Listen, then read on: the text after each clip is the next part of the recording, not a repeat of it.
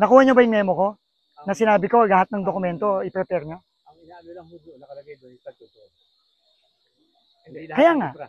Hindi, wala akong pakialam. Sinasabi ko na sa iyo ngayon, lahat ng infra, bigay mo. Lahat ng dokumento nyo. Hindi ka na naawa dun sa mga estudyante dyan, saka yung mga tao dito. Hindi mo ba sila iniisip? Putang ina mo, bakit ka nagbayad ng hindi complete? Hindi yung findings niyo. So, okay bibigyan ako ng background para maintindihan ng lahat. No?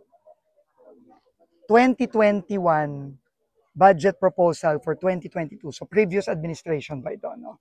Previous DPWH, previous administration. Pinondohan to for 96.5 million. Flood control. Okay. Totoo naman, kailangan naman talaga ng flood control dito.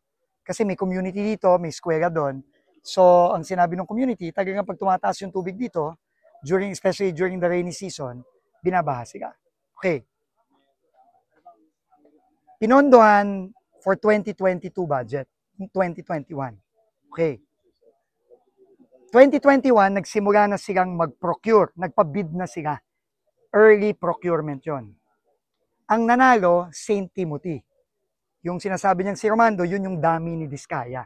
Okay, inamin na naman ni Diskaya yon sa Blue Ribbon. St. Timothy, ito din yung nakita natin sa Bulacan, ito din yung nakita natin sa Mindoro. Okay.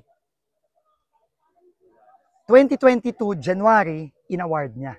At nagsimula kuno sila nung 2022. No, nung January 2022. Okay.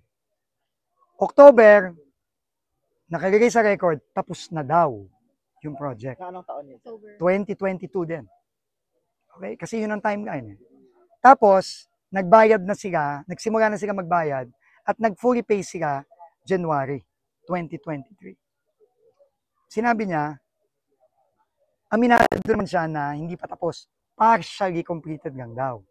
Pero ang pangako daw sa kanya, nung contractor, bayaran mo na ako ng buo, huwag ka mag-alala, tatapusin ko.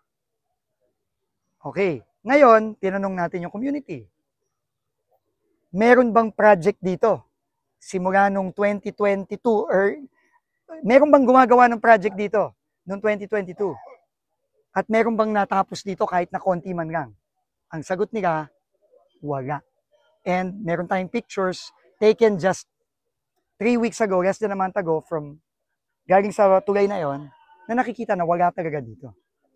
Pinakita na namin sa inyo yon. Galing sa kapitan yon. Nagsimula lang ito, talagang gumawa yan, yung sinasabi niya, na meron na daw dati 3 weeks ago lang. At kinonfirm yan ng community. So ito ay ghost project na nasimulan, napondohan ng previous administration at nag-carry over na lang ngayon, nung 2022. So, kung ano yung nakita natin sa Bulacan, ako personally, nakakita na rin ako ng ganito na wala talaga, pero hinabol na lang nung pumutok to, itong isyong to, hinahabol, pinipilit habulin ni yan, kung sino man yan, si St. Timothy yan, kung sino man yan, hinahabol na lang para kunyari may nagawa. Pero wala, ghost project talaga. At ito, papakasuhan na namin yung DE na yan. At kung magsabi siya kung sino pa ang mga involved dito, na ngayon ayaw pa niyang umamin, siguro natatakot siya, lahat yan makakasuhan. And sigurado kulong dito. Kulong to. And the records will show that they paid for a ghost project. 100 million almost. Kani sa daan ng bakal.